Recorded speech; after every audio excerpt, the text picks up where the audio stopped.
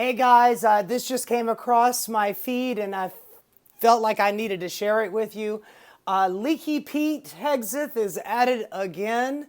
Apparently, apparently all those mid-March leaks that were going out to news reporter from The Guardian, that wasn't just the only leak. Apparently, Pete Hegseth be loving him some encrypted signal, but he keeps fucking up. And this time he included his brother, his wife, a lawyer, and now this information is out yet again. I don't know yet what the information that he sent to his wife and his brother, but he's doing it again. I doubt that Donald Trump's going to do anything about it. I doubt that he is going to put up a fuss. He's certainly not going to fire him. He's got the guy that he wants. He wants a loyal lapdog in the Department of Defense to do whatever the hell he wants to. So, but this is kind of breaking, and I figured I should share it with you guys. Oh God, man, what are we doing? What are we doing? For God's sakes, man. The reason, first of all, the top order that you should be considering is that this is illegal. They should not be using an encrypted site. It is against the Presidential Records Act. Every official thing that happens to the government needs to be kept and recorded. I mean, that was the whole deal with Donald Trump and the documents case that he was taking home or had stashed in his bathroom at Mar-a-Lago. I mean, we all saw the pictures of that. It looked absolutely ridiculous. It just has stacks and stacks of boxes in a bathroom right next to the toilet. But no, I don't have any documentation. I don't know what you're talking about. Those are just personal files. And then they go through his office and they're digging through all the paperwork and they're like, this is classified, ultra classified, should be in a SCIF.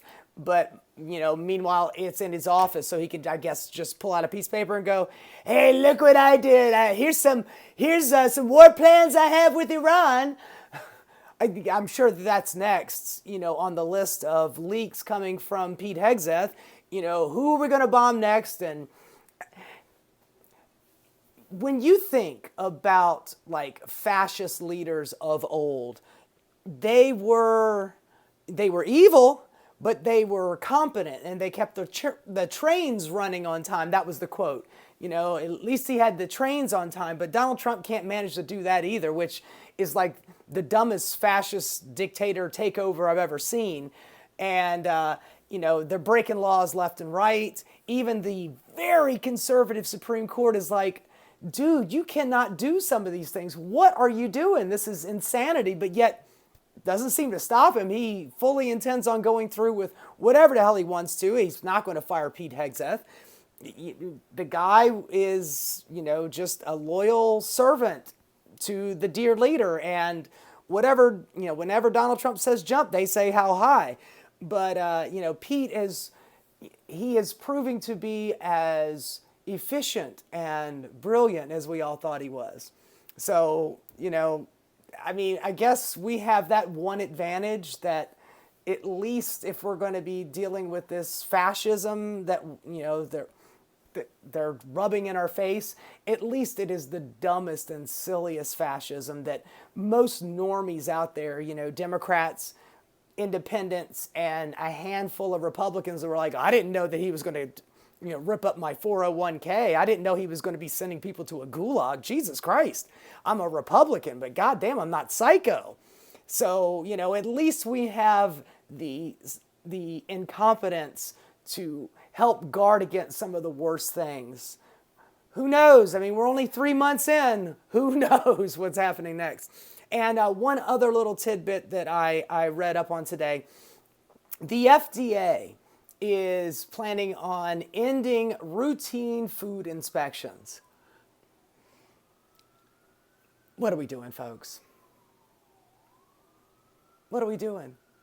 I mean, the reason why we have inspectors is to make sure that salmonella and E. coli and listeria doesn't end up in your food. You want to be able to go out to a restaurant or to a bodega or buying food from a grocery store that you should be confident that's not going to kill you.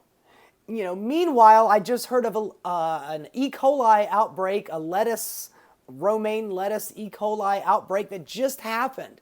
Like 100 people got sick as a dog. One person died, and a kid almost died, from kidney failure. And we're just ending FDA food inspection. They don't care. They just don't care about you.